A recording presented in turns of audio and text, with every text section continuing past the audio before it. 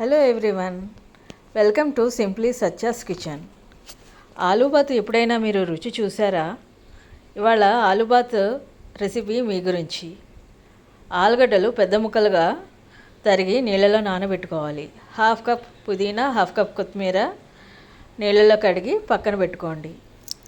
Rice బౌల్లో మనం బియ్యం 2 కప్స్ కడిగి పెట్టుకోండి. అందులో 3 కప్స్ ఆఫ్ వాటర్ పోసి ఒక హాఫ్ గ్లాస్ ఆఫ్ మిల్క్ పోయాలి.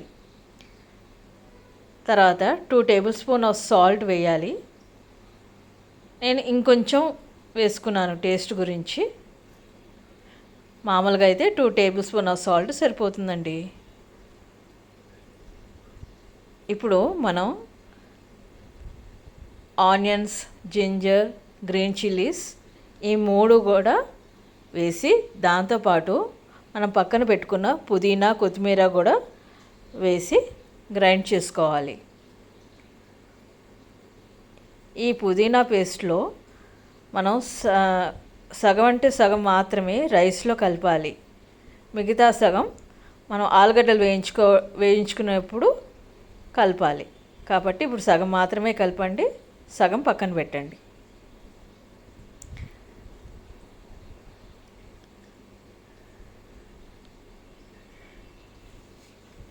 ఇప్పుడు మనం బాణెల్లో నూనె వేడి చేసి కాగిన తర్వాత ఆలుగడ్డలు వేసి దోరగా వేయించాలి. ఇది లైట్ బ్రౌన్ కలర్ వచ్చేంత వరకు వేయించండి. అన్నం ఉడుకుతుందో లేదో ఒకసారి గమనించండి. ఇప్పుడు ఆలుగడ్డలు మళ్ళీ ఒకసారి దోరగా వేయిద్దాము. లైట్ గోల్డెన్ బ్రౌన్ కలర్ వచ్చేంత వరకు వేయించాలి. ఇప్పుడు ఇందులో మనం బ్యాలెన్స్ పుదీనా పేస్ట్ ఏదైతే ఉంచామో అది కలపాలి. ఇందులో ఒక 1/4 టేబుల్ స్పూన్ ఆఫ్ సాల్ట్ కూడా వేసి కలపాలి. ఇలా ఆలుగడ్డలు క్రిస్పీగా మనం అన్నం తినేటప్పుడు పంట కింద వస్తే తగులుతూ ఉంటే ఎంత బాగుంటుంది కదండి. ఇప్పుడు ఈ ఆలుగడ్డకి పుదీనా పేస్ట్ వేసాం కదా, ఇది ఒక 3 మినిట్స్ వరకు ఫ్రై చేస్తూ ఉండాలి. పేస్ట్ కొంచెం ఆలుగడ్డలకు పట్టాలి కదండి.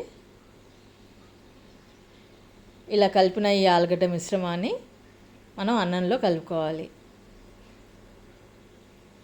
ఇప్పుడు అన్నం ఉడికింది కదా, ఇప్పుడు ఇందులో ఆలుగడ్డ మిశ్రమాన్ని వేసి కలపండి. అయితే ఇక్కడ 2 టిప్స్ చెప్తున్నానండి. ఫస్ట్ టిప్, అల్లం కాస్త ఎక్కువగా వేస్తే ఆలూ బాతు రుచిగాను ఘాటుగాను ఉంటుంది. దీనికి నిమ్మకాయ రసం జోడిస్తే ఇంకా బాగుంటుంది.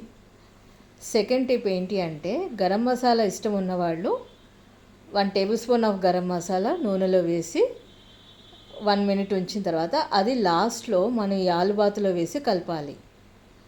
అయితే ఈ ఆలుబాతుకి రైతా అన్నది కాంబినేషన్ అండి.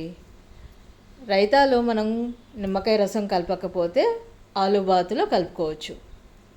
ఆలుబాతులో నిమ్మకాయ రసం వేసుకుంటే రైతాలో నిమ్మకాయ రసం వేయకండి. ఇది కొంచెం గమనించగలరు. ఇప్పుడు లాస్ట్లో మనం కాస్త కొత్తిమీర వేసి గార్నిష్ చేసుకుందాం. ఇప్పుడు ఈ ఆలూ బాతుని, రైతాని 2 సర్వ్ చేసుకుందాం వేడివేడిగా.